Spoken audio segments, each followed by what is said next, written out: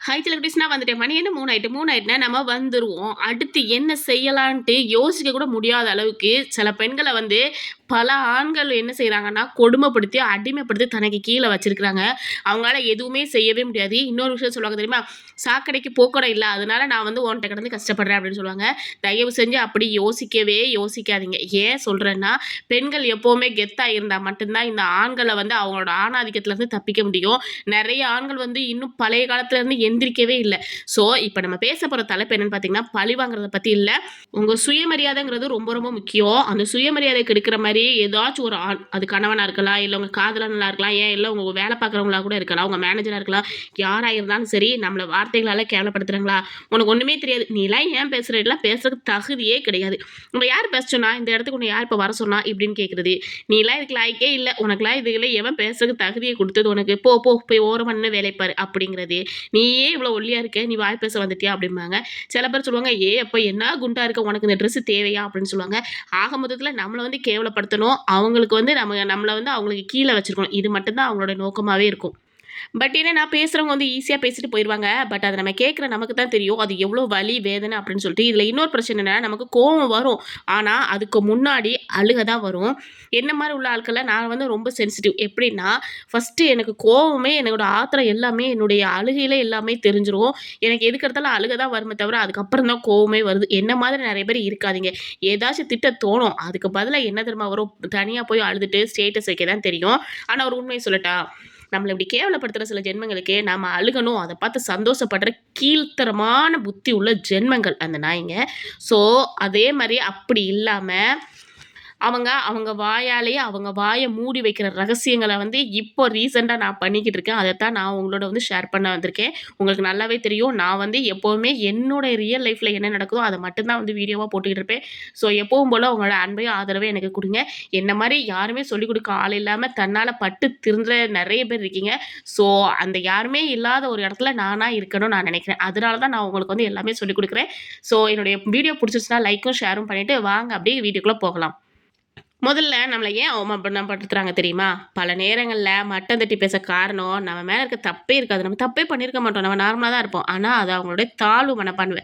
தன்னோட பலவீனத்த தெரியாம இருக்கிறதுக்காக அடுத்தவங்களோட மட்டம் தட்டுவாங்க. நெறைய ஆண்களோட அந்த புத்தி வந்து இன்னும் மாறவே இல்ல அப்படின்னு சொல்லலாம். ஜெனரேஷன் தான் மாறிக்கிட்டே இருக்கு. ஆனா, அவங்களோட மனசு இன்னும் அந்த பழசுலயே தான் இருக்கு அப்படின்னே சொல்லுவேன். தன்னுடைய தாழ்வு மனப்பான்மை வந்து வெளில தெரிய கொண்டு வரக்கூடாது. தன்னோட பலவீனத்த வந்து வெளிய காட்டக்கூடாது. இதுக்கு என்ன பண்ணுவாங்க தெரியுமா? மத்தவங்க வந்து குறை சொல்லிக்கிட்டே இருப்பாங்க எப்பவும். அவன பத்தி உனக்கு தெரியாதா? அவன் அப்படித்தான். நான்லாம் பாரு இப்படி இருக்கேன், அப்படி இருக்கேன்னு சொல்லிட்டு பெருமை பீத்துவாங்க.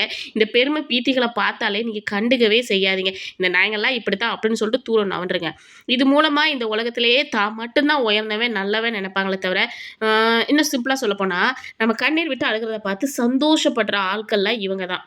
ஒரு படத்துல கூட எஸ்.ஜே. சூர்யா சொல்லுவாங்க தெரியுமா? "நீங்கலாம் அழுகுறத பார்த்தா எனக்கு ரொம்ப சந்தோஷமா இருக்கு. எனக்கு காது குளிருதுன்ட்டு." அந்த கேட்டகரி தாங்க இவங்க. ஏன்னா, இவங்களுக்கு வந்து நம்மள வந்து அழுகணும். அவ்வளோதான். கண்ணீர் விட்டு அழுகணும். நம்ம சோகமா இருக்கணும். எதுலயுமே கான்சன்ட்ரேட் பண்ணக்கூடாது. இதுக்காக அவங்க என்ன வேணாலும் பேசுவாங்க. எப்படி என்ன வேணாலும் பேசுவாங்க. இப்படி பேசுற நாய்ங்கள எதிர்த்து பேசினாலோ, கத்துனாலோ, அழுதாலோ இன்னும் ஜாலியா என்ஜாய் பண்ணுவாங்க. ஏன்னா, "என் வார்த்தைக்கு எவ்வளோ மதிப்பு இருக்கு பாத்தியா? நான் பேசினதே அவளுக்கு எந்த அளவுக்கு தாக்கத்த ஏற்படுத்துனா, அவ இந்த அளவுக்கு பேசுவா அப்படின்னு சொல்லிட்டு, இன்னும் அவங்க சந்தோஷம் தான் படுவாங்க. ஸோ, அவங்கள வந்து நீங்க சந்தோஷப்படுத்தணும்னு நெனைக்காம, நம்ம எப்படி அவங்கள வந்து கதற விடலாம் அப்படிங்கிறத தான் நீங்க நெனைக்கணும். பட் நாம அதுக்கு வழி வைக்காம, சைலன்ட்டா சத்தமே இல்லாம கதற விடணும். எப்படி தெரியுமா? இப்ப நம்ம என்ன செய்யணும் தெரியுமா? நம்மள கண்ட்ரோல் பண்ற அந்த அதிகாரத்த ஃபர்ஸ்ட்டு புடுங்கணும். "நீ யாருடா என்னைய கண்ட்ரோல் பண்ண?" நம்ம ஃபர்ஸ்ட்டு நெனைக்கணும். இவன் யாரு நம்மள கண்ட்ரோல் பண்றதுக்கு? நம்ம வந்து எவனுக்குமே தேவையில்ல. இவன் வந்து நம்மள கண்ட்ரோல் பண்ற அளவுக்கு நம்ம வந்து கேவலமானவங்க இல்ல. அப்படின்ட்டு நம்ம ஃபர்ஸ்ட்டு நம்மள வந்து பெருசா நெனைக்கணும். அத விட்டுட்டு எவன் என்ன சொன்னாலும் உட்காந்து ஓன்னு உட்காந்து அழக்கூடாது. சரிங்களா? அத விட்டுட்டு கோவப்படுறது, கத்துறது, அழுறதுன்னு நம்ம பலவீனத்த நம்மளே "ஏன் என்ட்ட இருக்கு" அப்படின்னு சொல்லிட்டு போய் காட்டக்கூடாது. ஏன்னா, ஒரு பழமொழி கூட சொல்லுவாங்க, "எங்க அப்பா வந்து குதிலுக்குள்ள இல்ல" அப்படின்னு சொல்லிட்டு. அந்த மாரி நீங்க உங்களுடைய பலவீனத்த போய் காட்டாதீங்க.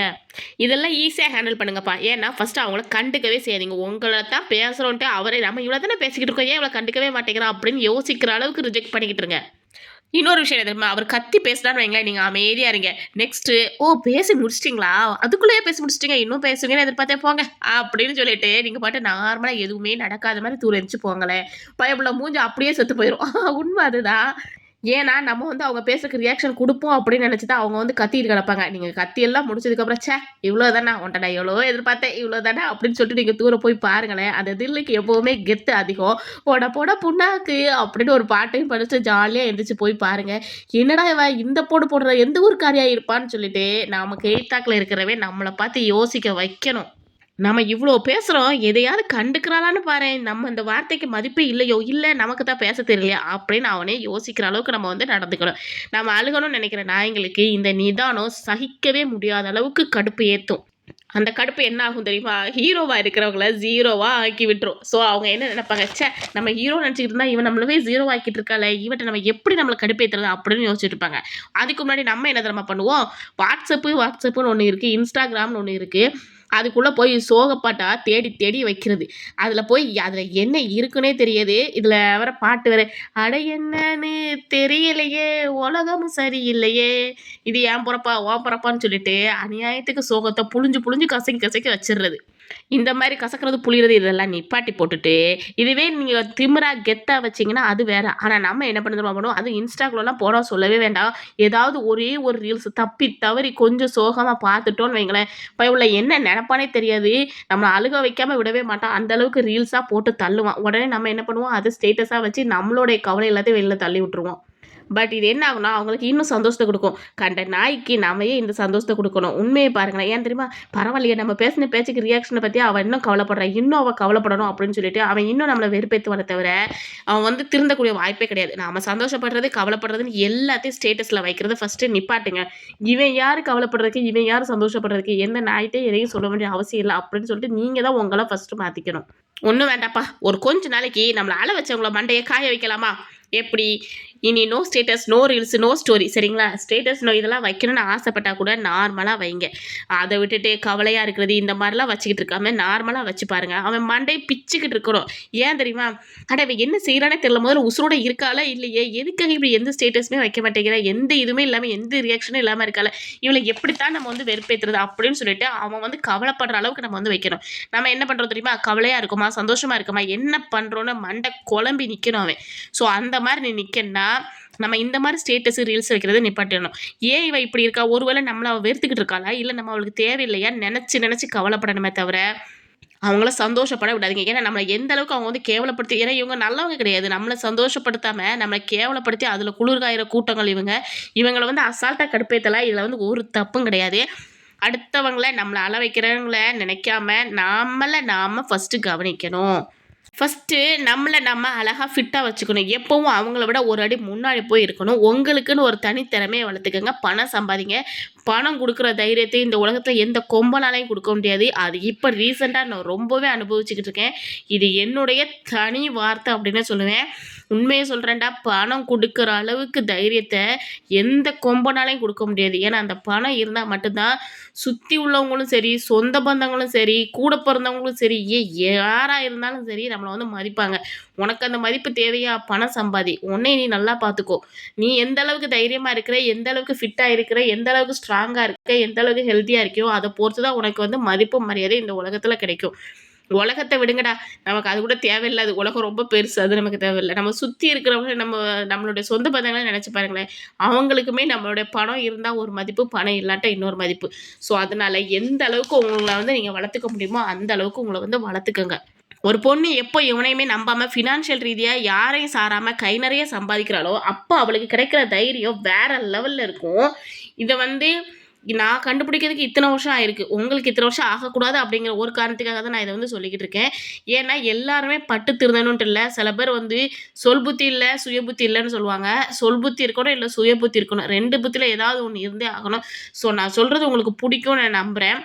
நம்ம கையில காசு இருந்துச்சுன்னா, கண்டிப்பா நமக்கு மதிப்புங்கிறது தன்னால வரும். அதுவும் இல்லாம நம்ம ஃபர்ஸ்ட்டு ஹெல்த்தியா இருக்கணும். ஒரு வயசுக்கு அப்புறம் நம்ம கையில காசே இருந்தா கூட ஹெல்தி இல்லன்னா அது வேஸ்ட் ஆயிரும். ஸோ எந்த அளவுக்கு நம்ம உடம்ப ஆரோக்கியமா பார்த்துக்கிறோமோ, அந்த அளவுக்கு பார்த்துக்கணும். எந்த அளவுக்கு நம்மளுடைய ஸ்கில்ஸ வளர்த்துக்கிறோமோ, அந்த அளவுக்கு வளர்த்துக்கங்க. பணம் சம்பாதிங்க. யாரையும் டிபெண்ட் பண்ணியே இருக்காதீங்க.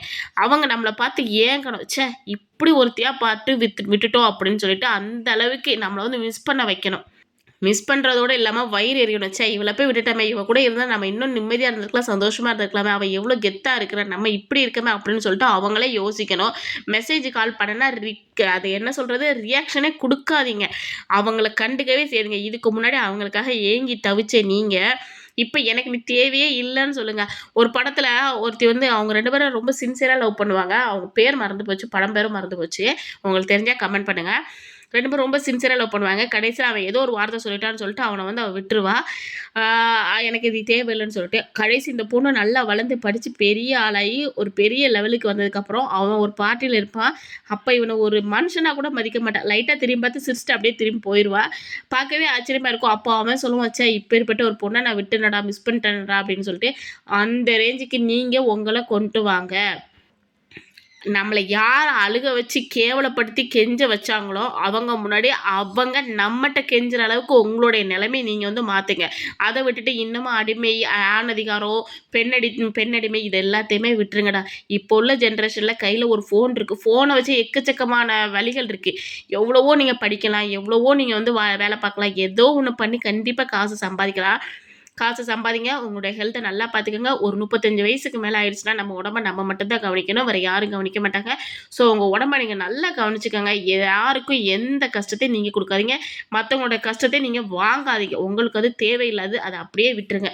ஸோ புரிஞ்சிருக்கும் நம்புகிறேன். இந்த வீடியோ உங்களுக்கு பிடிச்சிச்சுன்னா லைக் பண்ணுங்கள், ஷேர் பண்ணுங்கள், கமெண்ட் பண்ணுங்கள், சப்ஸ்கிரைப் பண்ணுங்கள். இனியும் மற்றவங்க நினச்சி கவலைப்படாமல், மற்றவங்க நம்மளை கவலைப்பட விடாமல் வைக்கணும்னா இந்த மாதிரி நம்ம ஸ்டெப்ஸ் எடுத்தால் மட்டும்தான் முடியும். ஸோ என்ஜாய் பண்ணுங்கள் லைஃப்பை, வாழ்க்கையை சந்தோஷமாக என்ஜாய் பண்ணுவோம். வீடியோ பிடிக்கும் நம்புறேன். லைக் பண்ணுங்கள், ஷேர் பண்ணுங்கள், கமெண்ட் பண்ணுங்கள். இதே மாதிரி யாராவது இருந்தாங்கன்னா அவங்களுக்கு ஒரு ஷேர் பண்ணி விட்டுருங்க. டாடா, பைமா.